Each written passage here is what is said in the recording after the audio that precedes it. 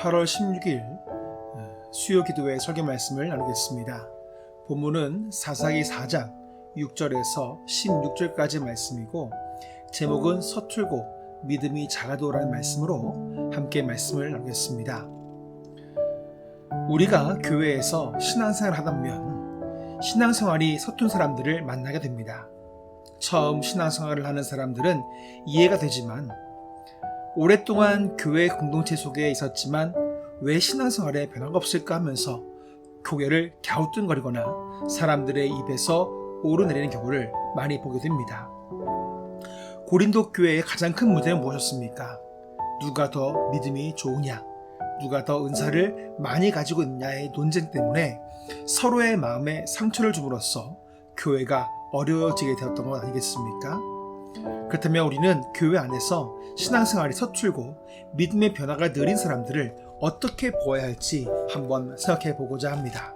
오늘 말씀 보면 드보라는 아비노함의 아들 바락을 불러옵니다.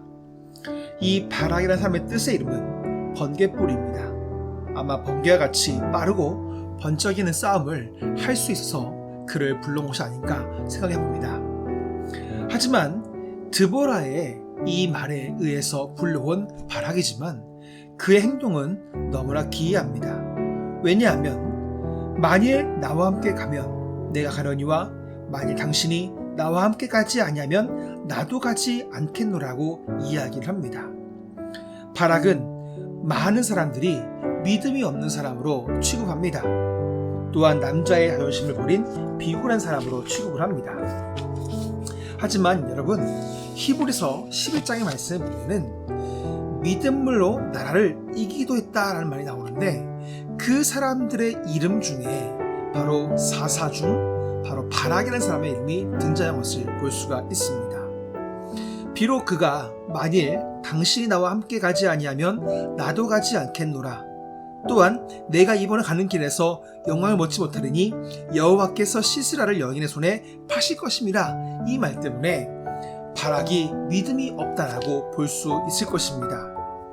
하지만 이스라엘 백성들은 원래부터 철병거를 무서워했습니다. 사사기 1장 19절 말씀 보면 골짜기 주민들을 철병거가 있었기 때문에 그들을 쫓아내지 못했다라고 말씀하고 있습니다. 바락 역시 그 철병거가 얼마나 두려웠겠습니까? 하지만 하나님께서는 삼가를 통해 소몬 막대기로 900명을 죽게 하신 걸 통해서 하나님께서는 모든 전쟁의 승패가 하나님께 있음을 알기 원했지만 사람들은 깨닫지 못했습니다. 당시 이스라엘에 이끌었던 사사 드보라를 의지하고 싶었던 그 바락의 마음이 얼마나 느껴지는지 모릅니다. 바락이 하나님에 대한 믿음이 없었다고 한다면 바락은 드보라의 말에 응하지 않고 오지도 않았을 것입니다. 하지만 바락은 드보라의 말에 응했고 스불론 지파와 납달리 지파 몇 명을 불러서 드보라와 함께 다볼산에 올라가게 됩니다.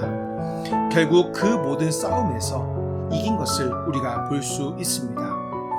아무리 믿음이 좋다고 하는 사람들도 어려운 일을 앞에서 바락처럼 믿음이 약해지고 두려워질 때가 있습니다. 그래서 우리는 그 사람의 믿음을 함부로 저울질해서는 안 됩니다.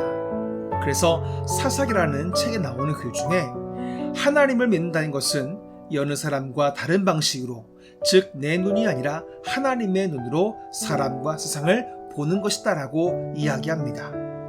우리가 보기에 누군가의 믿음이 겨자씨 하늘처럼 작아 보일지 모르나 그 믿음이 커서 가지를 내고 새들을 깃들일 만큼 커질 수 있음을 우리에게 말씀해 주셨듯이 서툰 믿음이라 할지라도 온전한 믿음을 향해 나아가는 성도들에게 박수와 용기를 줄 수 있는 믿음의 사람 되기를 간절히 축복합니다.